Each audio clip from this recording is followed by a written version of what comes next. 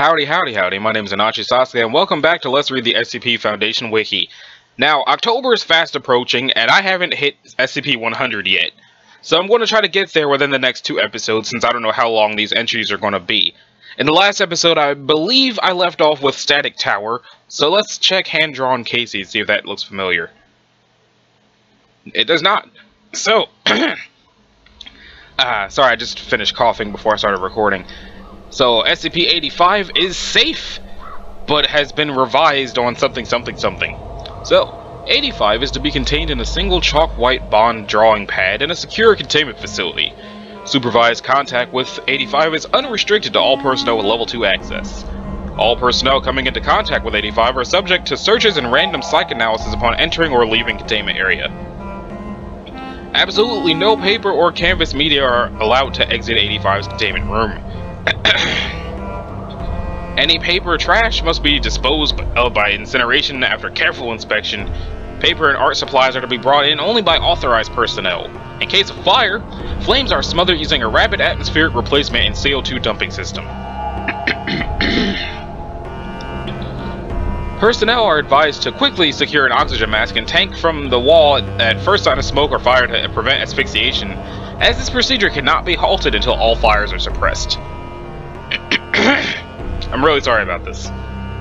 It's probably the weather, bad air quality. 85 is the result of an experiment conducted between 67 and 914. Using 67, test subject 1101F drew a single female figure about 15 centimeters 6 inches in height and 1.5 inches wide, and a summer dress with long hair pulled back to a ponytail with the name Cassandra written underneath.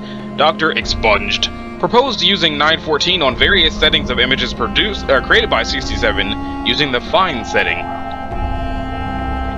Using the fine setting, the Cassandra sketch was transmuted into her present form, a sentient black and white animated young woman drawn in clean strokes.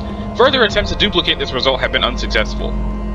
85 prefers to be called Cassie. She is completely sentient and, as of blank blank blank, aware of her 2D form and her limitations in a 3-dimensional world. Although her voice is inaudible, she has learned to communicate with Foundation personnel through sign language and writing. 85 may be communicated with by writing text on the paper she exists on. Personnel report that she is amicable and motivated, albeit lonely. 85 can interact with any drawn object on the same page as if it were real. For example, she is able to wear drawn clothing, drive sketched cars, and drink painted beverages. Except for animals and people, any drawn object becomes animated when in contact with 85, but immediately ceases and holds position once out of contact. Artwork initially depicted as in motion, such as ocean waves and swaying trees, animate to an equilibrium state and stay at rest until acted upon by 85. 85 has also demonstrated the ability to transfer from one sheet of image to another, as long as the two are flush. In the event 85 enters a picture that does not support drawn objects, such as a repeating pattern, the picture is converted to a background image. 85 perceives the picture as an endless plane of the image drawn upon it. At the present time, 85 can only exist upon paper or canvas surfaces. 85 cannot transfer onto photos, cardboard, glass, or parchment. When entering other pieces of art, 85 takes on the artistic style of her new environment, whether it be a comic book, an oil painting, watercolor, or charcoal sketch. Note: in comic form, her voice is visible as thought and voice bubbles around her head in typical comic fashion, and as she moves between panels, the perspective and her relative size are altered appropriately. Document 85-1, Introduction to several prints authored by M.C. Escher. Researcher: Cassandra, this is known as ascending and descending. What do you think? At this point, 85 walks a few times around the staircase. It's pretty neat. It's pretty, I guess. We'll make a neat exercise track.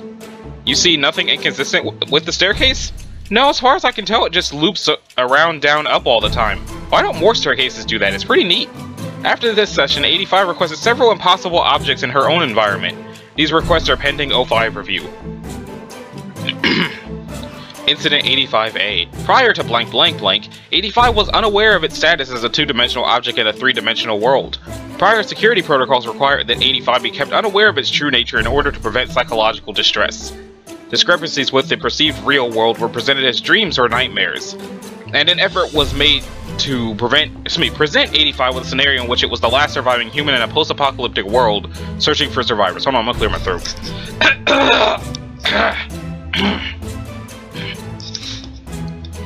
The deception was quickly broken following an incident where an SCP Foundation researcher accidentally brought a hard copy of 85's Special Containment Procedures Report into the containment facility and allowed it to contact the artifact's current location. 85 transferred onto the document before the researcher could remove it and was immediately made aware of its true nature. Because of the containment breach, several researchers advocated immediate destruction of the artifact. The decision was appealed to the O5 Council, which in a blank-to-blank decision advocated for 85's continued existence. Since the revelation of her true nature, observers have noted that 85 began to show signs of clinical depression. Psychotherapy has been proposed, but the nature of the artifact's state of existence may make it difficult. Some success has been had by providing 85 tangible means to distract herself from her condition. In addition to the aforementioned optical illusions, 85 expressed particular interest in a set of technical drawings for a 1964 Ford Mustang convertible, transferring the parts one by one to a more naturalistic artwork, then assembling the vehicle by hand over the period of a year, gasoline being provided through a Norman Rockwell print of a gas station attendant. Further requests of further diversions of this nature are pending O5 level review and approval. Okay, so that's cool. She's depressed because she knows she's not real, but they let her have a car? I don't know how driving it around works. I guess she needs some more pages. The Office of Dr. Somebody. That sounds sinister. Safe. Euclid. Safe. 86 is contained within Office A19 at Bioresearch Station 71. The secretarial post outside the door is to be staffed by one armed guard. All components of 86 are to be kept within 6 meters of each other. 86-1 is to be kept on the office desk with a single connection to the telephone at the secretary's post. All communications between 86 and personnel are to be recorded, transcribed, and archived. Every 6 days, 86-2 is to be used to sharpen 4 standard commercially produced 16cm HB pencils, continuing until at least 95% of the mass of each pencil has been converted into pencil shavings. 86-2 is not to be emptied even if personnel judge that it has become clogged. In such an eventuality, personnel are to wait 10 minutes and then resume sharpening. Every 7 days, 86-3 is to be filled with a block of 200 standard commercially purchased staples. Every 20 days, 86-4 is to be filled with 15 sheets of blank cellulose acetate film produced on site. 86-5 is to be drained of waste matter whenever it fills more than halfway. The waste matter is to be incinerated. All reading material requested by 86 must be approved by Site Command. All research proposals made by 86 must be approved by 2 O5 level personnel.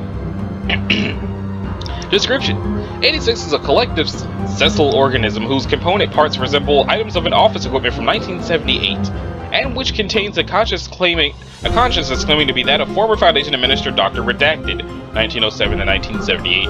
They were 71. Its 8 components are a rotary telephone, a wall-mounted pencil sharpener, a desk stapler, a microfiche reader, whatever the hell that is, a water cooler. Did it say anything about the water cooler? Drained of waste matter. Oh, 4. Filled with...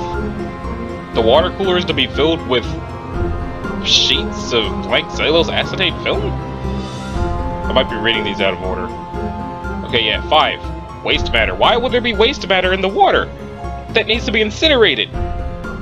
Anyway, a filing cabinet, a scientific calculator, and a slide rule. No physical connection or electromagnetic transmission between any of these components has been detected. Each component of 86 is composed of biological material contained within a carapace made of varying amounts of chitin, keratin, and calcium carbonate, as well as trace amounts of nylon, rayon, and polyester. DNA analysis reveals that the tissues contained with 86 are partially of human origin and data expunged. Okay, so the Office of Dr. Somebody is actually made of people. Groovy. The telephone contains a large mass of neural tissue which functions as a brain, despite several conformational and anatomical regularities. This brain hosts the majority of 86's consciousness. The phone also contains an ear equivalent, tympanum, ossicles, etc., in a receiver's mouthpiece, allowing 86 to hear. 86 is able to speak in an exact match of Dr. Blank's voice and accent via the earpiece, although radiological and ultrasound examination have not revealed any laryngeal structures. The phone is also capable of ringing, however 86 has stated that ringing gives it a headache. Consequently, the only circumstances under which it rings are awakening from sleep, at which point it rings twice in rapid succession, and when in distress, at which point it rings SOS in Morse code. 86-2, 3, and 4 function as food intake organs. 2 consumes pencil shavings, 3 consumes staples, and 4 consumes microfilm. 5 functions as a combination bladder and bowel equivalent, storing metabolic waste. Okay, so the water cooler is its, what's it, colon? Stomach? Bladder, bowel? Yeah. It pees and poops from the water cooler. Anyway, 6 contains several organs which appear to combine sensory and manipulatory functions. Manipulatory functions. 86 is proven capable of reading printed material and physically manipulating small items, for instance, turning pages and alphabetizing documents, when they are placed within 86-6. At 86's request, it is regularly provided with non-classified reading material and non-classified clerical work. The biological functions of 86-7 and 8 have not been determined. However, 86 has stated that it experiences significant discomfort and confusion when they are removed from its vicinity, and it is therefore speculated that they have some role in its cognition. Although 7 accepts input, its output seems to be random glyphs and LED noise. 86 has demonstrated that it has full access to Dr. Blank's memories, and all tests indicate a 100% match with pre-existing psychological profiles of Dr. Blank. However, 86 has pointed out that there is no way to confirm that it actually thinks of itself as Dr. Blank, and that it may be an alien intelligence expertly posing as Dr. Blank, or a sleeper persona which sincerely believes itself to be Dr. Blank. So, the SCP itself pointed out to them that there's no way to confirm it is who it thinks it is. Okay then. Acquisition log. 86 is presumed to have been created on June 12, 1978, when Dr. Blank was presumed killed by the PN class events resulting from the decommissioning of SCP Blank. On June 20th, 1978, Dr. Blank's office was being emptied by maintenance personnel so that it could be assigned to his successor. At this point, 86-1 began ringing repeatedly despite not being connected to a telephone jack. Maintenance personnel notified Level 3 operatives who answered it. During the subsequent conversation, 86 identified itself as Dr. Redacted, and then ordered Level 3 personnel to revoke its security clearance and to make a full report of its existence and properties to 05 level personnel. Dr. Redacted was given a posthumous commendation for meritorious conduct in either reporting himself as an SCP or in influencing the anomalous entity emulating his behavior into doing so.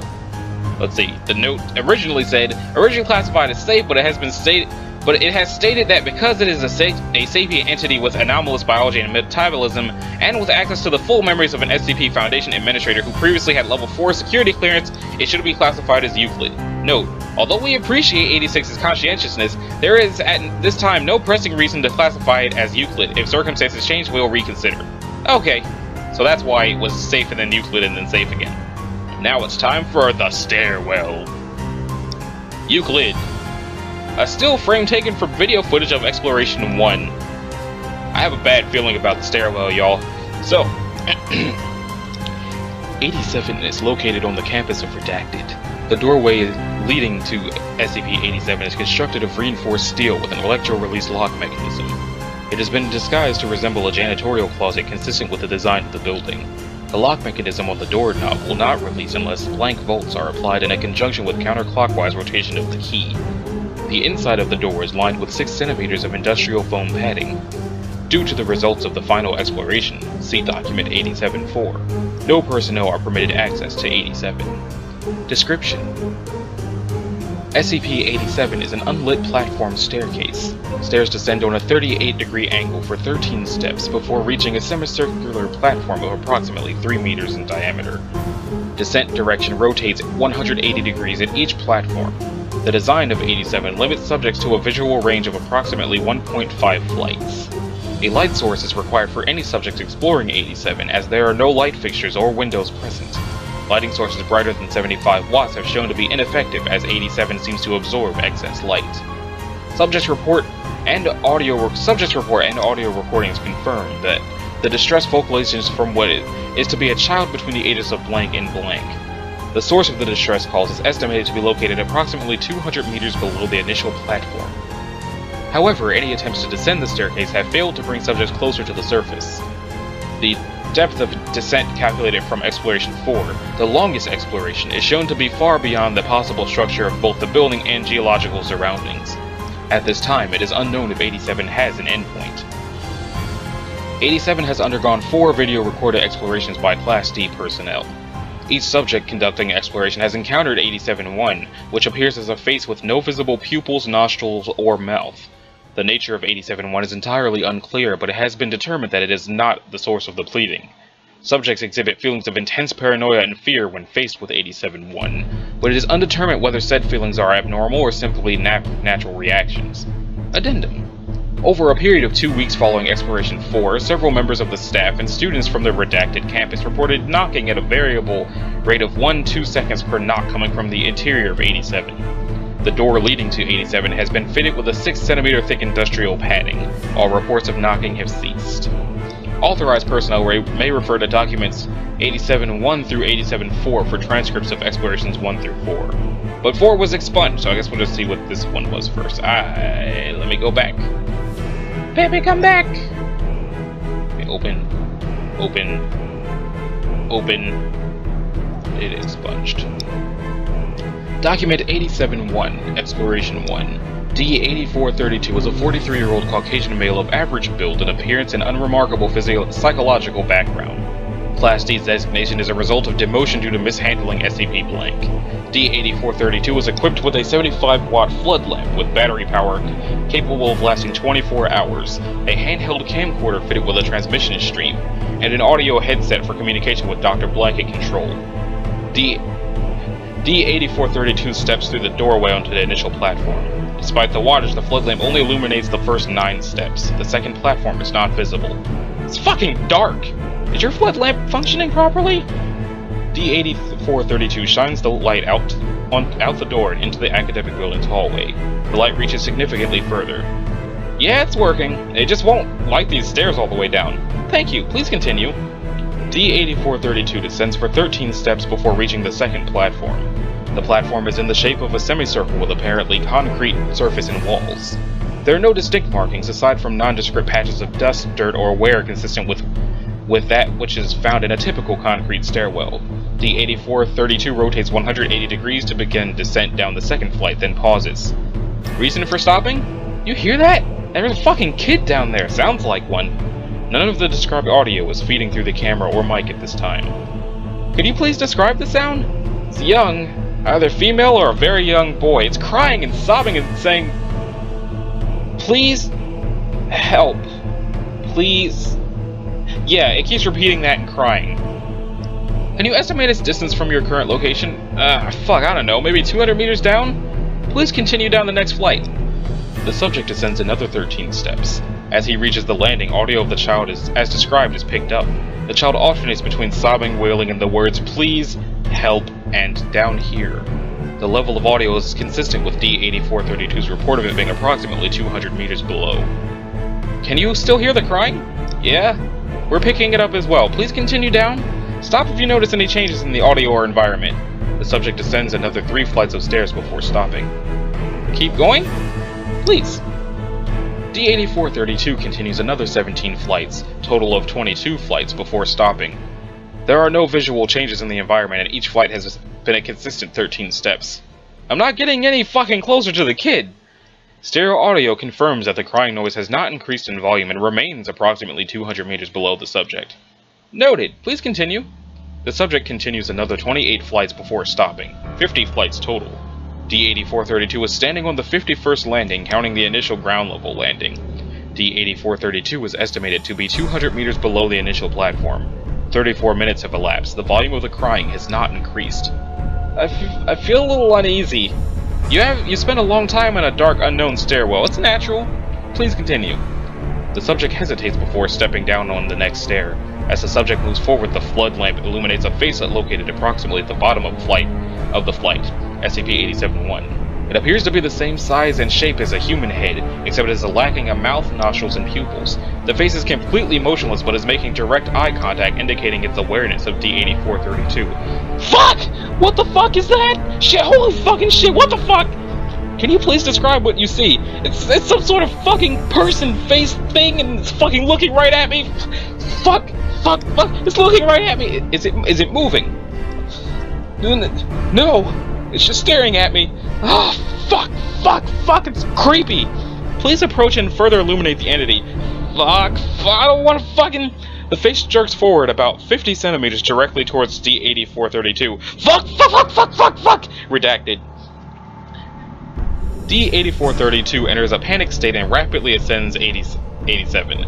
D-8432 reaches the ground floor in 18 minutes, at which time he collapses and passes out. There is no sign of 87-1. Review of the footage indicates an equal number of flights and steps ascending as descending. Audio of the crying and pleading remains at the same volume until the last flight, at which point it ceases. Medical reports indicate collapse was a result of the rapid ascension of the stairs causing fatigue. Okay, let's look at the next one. D-9035 is a 20-year-old African-American male of strong build. Psychological background indicates no abnormalities except an extreme hatred for women. Aha. Subject has an extensive record of data expunged. 9035 is equipped with a 100-watt flood lamp with battery power capable of lasting 24 hours, a handheld camcorder fitted with a transmission stream, and an audio headset for communication with Dr. Blank at control. 9035 is also equipped with a backpack containing 75 small LED lights with adhesive backs and battery lives of approximately 3 weeks. Lights turn on and off by compressing them. 9035 shines the flood lamp down the first flight of stairs. Despite the extra wattage, the light does not illuminate beyond the 9th step. You want me to go down there, Doc? Please shine your flood lamp outside of 87 to verify it's functioning properly. 9035 shines the light into the hallway. Comparison with the footage from Exploration 1 confirms it is indeed brighter. Thank you. Please continue to the first landing. Hey, Doc, I know what you said and all, but I don't think I want to go down there. Please continue to the first landing. Doc, look, as per our earlier conversation, please continue to the first landing. 9035 pauses for 18 seconds, then descends 13 steps to the first landing and stops. That a kid? Please remove one of the adhesive lights and affix it to the wall on the landing. Doc, you hear that? Is that a kid down there? That's unconfirmed. Please affix an adhesive light to the wall and verify it functions. 9035 hesitates, then removes one of the lights from his pack and adheres it to the wall. He presses on the light and it turns on. Please turn off your flood lamp. 9035 hesitates again before turning off the lamp. The LED light illuminates the landing but does not extend beyond the first step either way. Thank you. You may turn your flood lamp back on. Please continue to descend. At each landing, affix an LED light to the wall and turn it on. If you notice anything unusual, please report it. 9035 turns the flood lamp back on, then descends the next flight of stairs. As he sets foot on the landing, the audio picks up sounds of pleading and crying, consistent with those of the first exploration. Can you still hear the previously reported audio? Yeah. She sounds about 150, maybe 200 meters down. Am I supposed to get her? Look, Doc, I don't do good with kids. Please place the light and continue down until you notice anything unusual. The subject adheres the light to the wall and turns it on, then continues to the next landing. He adheres the third LED light to the wall and turns it on. 9035 continues in this manner for the next 25 flights before stopping. I don't think I'm getting any closer to the kid, Doc. How far below would you estimate the source of the sound to be? Same as before, 150 to 200 meters down. Thank you. Please proceed. 9035 continues in the same fashion for the next 24 flights. At the 51st landing, he stops. Footage shows an arced gouge in the concrete wall estimated to be approximately 50 centimeters long and 10 centimeters wide. The first step down from the landing appears to be completely smashed into rubble. You see that? Yes. Could you please describe what you see? Looks like something slashed at the wall and the steps over here all crumbled and stuff. The slash mark looks really smooth. 9035 touches the gouge mark. Yeah, it's smooth. Feels like glass. Thank you. Please continue down. Look, Doc, I think I've gone far enough. Please continue as per our agreement. I don't want to be doing this, agreement or not. Data expunged. D-9035 steps over the destroyed step and continues down the staircase. Nothing is notable at the next landing. 9035 adheres a LED lamp to the wall and continues in the same fashion for another 38 flights. The sound of crying and pleading has still not gotten closer. He is on the 89th landing and 74 minutes have elapsed from the beginning of the exploration. Subject is estimated to be 350 meters down the initial platform. I feel like the kid's just trying to lure me down here, Doc. I think it's time for me to... He stops talking and moving as the flood lamp illuminates 87-1. The face is staring directly at him, again indicating awareness of the subject's presence. Although 87-1 appears to be unmoving, its location is 38 flights below the initial encounter with Exploration 1, indicating it is mobile. Is there a reason you stopped? Unresponsive. His breathing grows labored. Remains immobile for an additional 13 seconds. Blinks. 9035 yells. Jerks forward until it's approximately 90 centimeters from 9035. Subject turns and flees up the stairs. Please relax and calm down. Turn around. We need a closer look at the face. 9035 ignores Dr. Blank and continues rapid ascent. He continues to scream incomprehensibly. 9035, can you hear me? Please slow down! Unresponsive, he continues rapidly climbing the stairs. His screaming diminishes to babbling. After 72 flights, he collapses on the 17th landing. 9035, can you hear me? D9035 is unresponsive, but labored breathing can be heard through the audio feed. For the next 14 minutes, he is immobile. The visual feed is black, and audio picks up only the subject's breathing and the continuous pleading coming from below. After 14 minutes and 32 seconds of changed visual and audio feeds, the sound of a rapid heartbeat not consistent with a human heartbeat, and a low crackling noise is heard. 7 seconds later, 9035 gasps and revives, continuing his ascent up the stairs rapidly and wordlessly. The heartbeat and cracking cease, and nothing abnormal is detected on the visual feed. He remains unresponsive. 9035 exits 87 and sits on the floor outside of the entrance. He then enters a catatonic state from which he has not yet recovered. Okay, so it sounds like the weird faceless thing might have revived him so that he could continue escaping. Exploration 3. 9884 is a 23-year-old female of average build and appearance. Psychological background indicates a history of depression. Subject has a minimal record of using excessive force to blank. 9884 is equipped with a 75-watt flood lamp with battery power capable of lasting 24 hours, a handheld camcorder fitted with a transmission stream, and an audio headset for communication with Dr. Blank and control. They are also equipped with a backpack containing 3.75 liters of water, 15 nutrient bars, and 1 thermal blanket. She stands on the ground level of 87. The flood lamp illuminates only the first 9 steps. LED lights placed on the wall during the last exploration are not visible. Please descend the first flight and examine the landing wall. She descends 13 steps and stops at the landing. There is no trace of the LED light at the bottom, as the location footage from Exploration 2 indicates it was placed. Yeah, it's just a dirty concrete wall. There's like nothing on it. No, wait, it's a little bit sticky right here. She indicates the spot on the wall where the LED light should have been located. There's a child crying down there. She's begging for help and crying. Thank you. Please continue down the steps until you notice anything unusual. She descends. Upon reaching the next landing, audio of the crying child consistent with the prior 2 explorations is picked up. No LED light that's appear to be present on any of the landing walls. She continues with no incident until she reaches the 17th landing. There's something on the ground here and it smells really bad. It's all sticky and stuck on my shoe. It's so gross. Radio feed confirms presence of substance occupying a space of approximately 50 centimeters in diameter. Can you describe the scent? It kinda smells like old rusty metal and pee. Thank you. Please continue until you notice anything else. She continues to the 51st landing without incident. The 51st landing remains unchanged from the previous expedition and similar observations are made. She is asked again to descend until anything unusual is noticed. Subject continues her descent until the 89th landing is reached. The video feed jerks and the subject yells, "Ah, fuck! There's a hole in the ground! I almost fell in!" Video feed confirms the presence of a hole approximately 1 meter in diameter. The subject shines the floodlight down, revealing only blackness. Approximately 4 seconds pass, and the light of an indeterminate distance down the hole flickers on for approximately 2 seconds and then back off. There was a light down there! It's gone now, but it was on for like a second. Did you see it? Yes, can you estimate the depth of this hole? No way, it's too deep. Almost like at least a kilometer? Like way more than a kilometer. Thank you. Can you still hear the sounds of the child? Uh-huh. Still sounds like she still sounds far away. I don't feel like I'm getting any closer. Like for every step I take, she takes one down. Please continue until you encounter anything unusual. She continues to descend to 87 for approximately an hour, covering an additional 164 flights. She stops to rest on the 253rd landing, consuming 1 nutrient bar and several gulps of water. She is at an estimated 1.1 kilometers below the initial landing, yet the sound of the child has not changed in volume. After pausing for 4 minutes, she resumes her descent, making no stops for another 216 flights. 1.5 hours later, she's on the 469th landing, approximately 1.8 kilometers below the ground level. I'm not getting anywhere. I think it's time I went back. I mean, going down is one thing, but this is a long climb back. You have been provided with food, water, and blankets to last you 24 hours. Please continue down. No, I think I'm going to go back up. She turns towards the previous flight of stairs. Screams. I'm not going to try to do a woman's scream. 87-1, the face is directly behind her, blocking her ascent. The face appears approximately 30 centimeters from the lens of the camera, its eyes fixed directly on the lens, this time looking not at the subject, but the person viewing the video feed. The video feed glitches and freezes for 4 seconds, accompanied by a static-like screeching noise from the audio feed.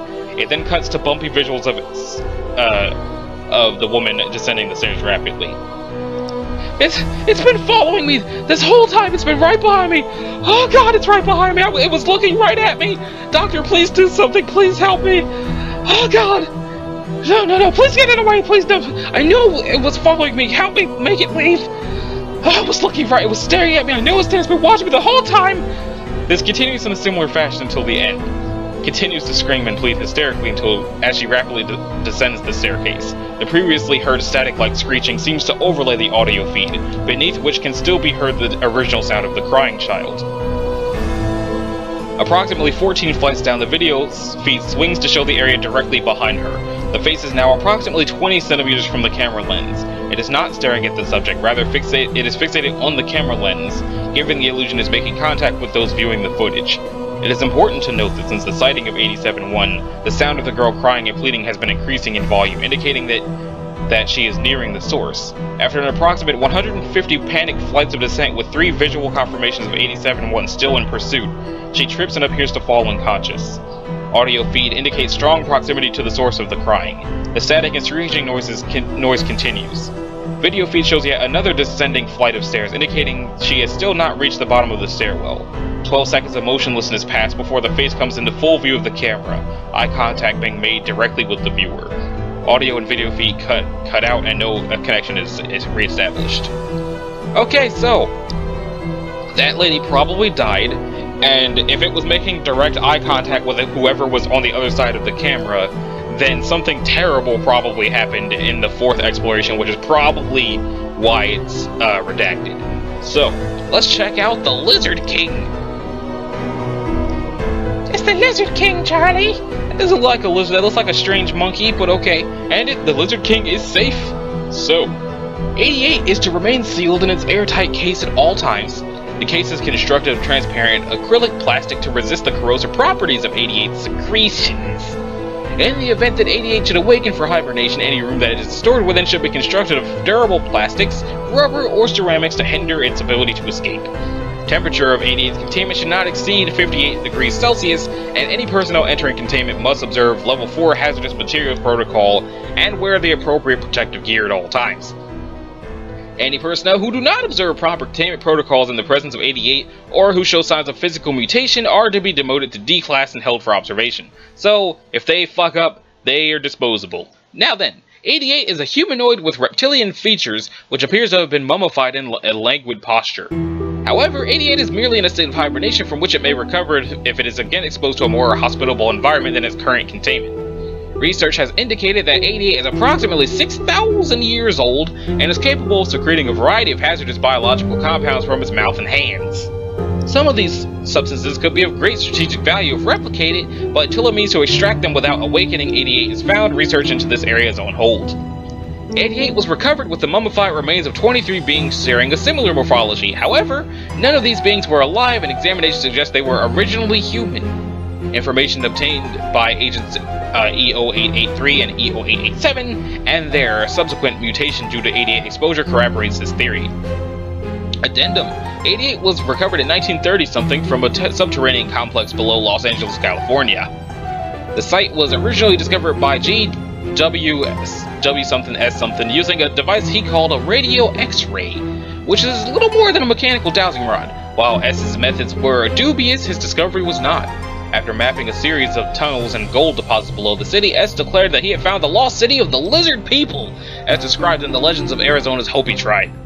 S's claims went as far as to be featured on the front page of the Los Angeles Times, January 29th, 1934, before the Foundation was able to verify his claims and silence him. They probably killed him. The subterranean complex was not nearly as extensive as described in legend, and most of the artifacts recovered within were too corroded to provide significant information, save for a long message carved into the rock wall of an unfinished tunnel. For partial translation of this text, see document 8814. No. In more than 70 years of containment, 88 has only roused from its state of hibernation twice. Breaching containment with a caustic fluid dissolves most minerals and metals.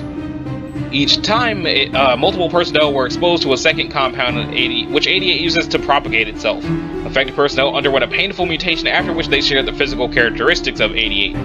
Those few who received a large dose of the compound, administered directly via mouth-to-mouth contact, were changed the fastest and subsequently sacrificed themselves to protect 88 from harm.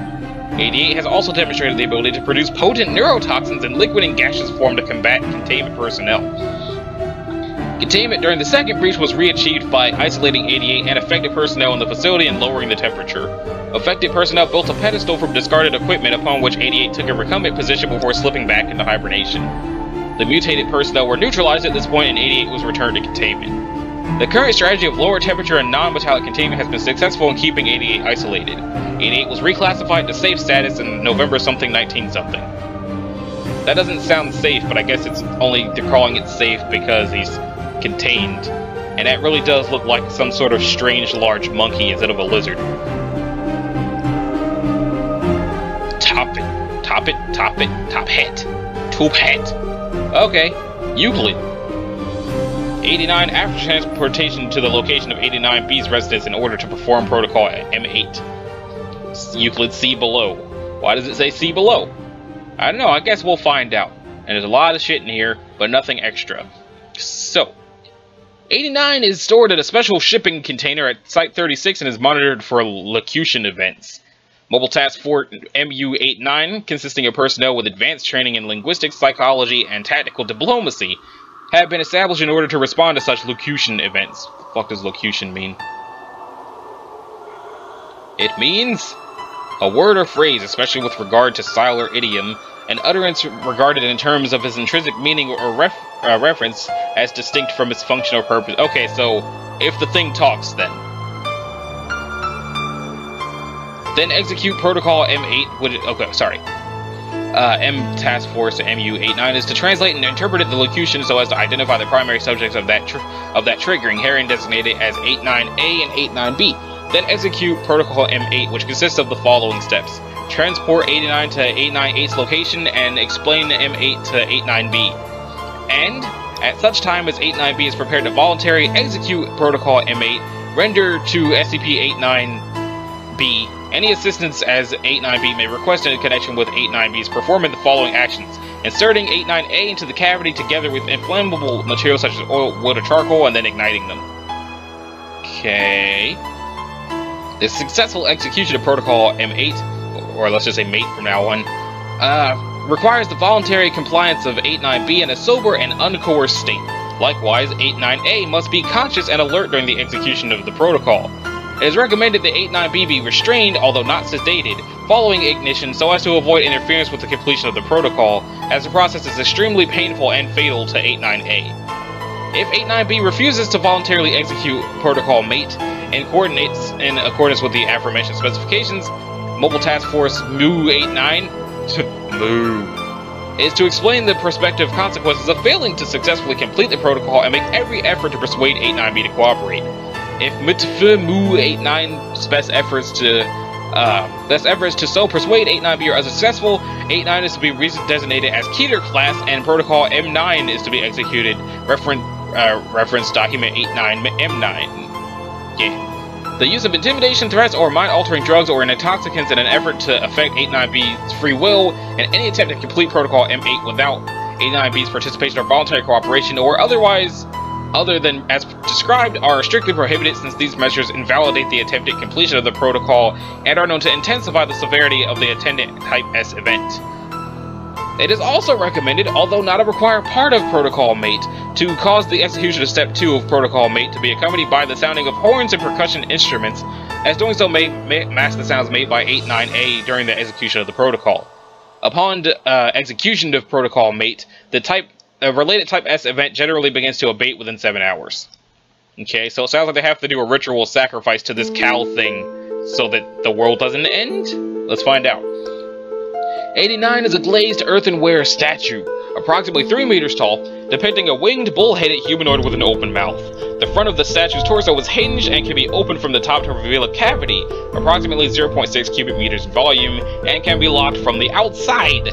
The rear of the statue bears an inscription in a Canaanite language, possibly Punic. The statue dates from approximately the 2nd century BCE. On infrequent occasions, sometimes separated by periods of in excess of a century, the statue speaks. The mechanism by which these sounds are made is not understood, and the mouth of the statue does not move. The statue's locutions are in a Canaanite language, probably the same language as the inscription, and consists of the name or a description of SCP-89A, the demand for protocol mate to be accomplished, together with the instructions for doing so, and a description of the attendant Type S event in a figurative language. Each locution event is followed with a period of 3 to 11 days by the commencement of a Type S event meeting the description given in the locution event, unless protocol mate has already been completed. Each Type S event is an epidemic, natural disaster, mass hysteria involving genocide or other massacres, or other event involving extensive damage to property and loss of human lives, or a period of time that continues until protocol mate is successfully completed. In the case of each documented locution event, the attendant Type S event, while significant, is limited to a geographic area that does not directly affect SCP-89B. This has, in some documented cases, resulted in the pendency of a Type S event for an extended period of time due to 89B's unawareness of 89 or of protocol mate, or to 89B's unwillingness to undertake protocol mate in order to arrest the Type S situation, or event. For each locution event, 89A is a healthy, unblemished human infant or child between 8 months and 6 years of age. 89B is that child's natural mother. Oh. In all documented cases at the time of the locution event, 89A and B are each alive and healthy and experience a strong bond of trust and affection with each other. Following 89B's placement of 89A in the cavity and the ignition of the flammable materials, 89A will burn and be destroyed over a period of 2 to 5 hours.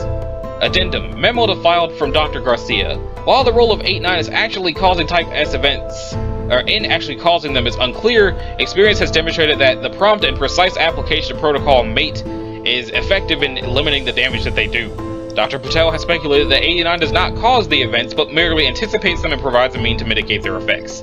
Addendum 2. A partial list of documented Type S events that were terminated by means of protocol mate, inclusive of documented completions of mate that predate the Foundation's acquisition and custody of 89 follows. 1788. The flame shall consume their houses, yea, and their markets, and their temples, and all their dwelling places, they shall be destroyed. Fire in the city of somewhere. Protocol mate completed on day 29 of locution event. 66% of city buildings destroyed. December 2nd, 1850. The false prophet shall gather the multitude unto him, and cast them against the princes. They shall each of them be slain, and their fields made barren. Large-scale messianic-based peasant uprising in something. Protocol mate completed on day 1,363 after locution event. Massacres associated with uprising and its suppression and attendant agricultural collapse account for at least something million casualties. 1951. The earth shall tremble, and the sea shall rise and be cast against the earth, and the mountain shall vomit fire, and its voice shall be darkness and death. Earthquake or volcanic eruption in somewhere. Protocol mate executed within 31 hours of locution event. No tsunami resulted, although geological models had anticipated that one would occur from a seismic event in that area. No fatalities. Okay, November 7th, 1970. The rain shall scour the earth and sweep away man and his beasts and all his works. The deluge shall take them all. Cyclone in somewhere. Protocol mate executed day 49 after the event. Casualties from flood, disease, and starvation estimated at something thousand. Date of locution, April 4th, 2000 something. Description of event, expunged. Type of event, expunged. Outcome, still happening.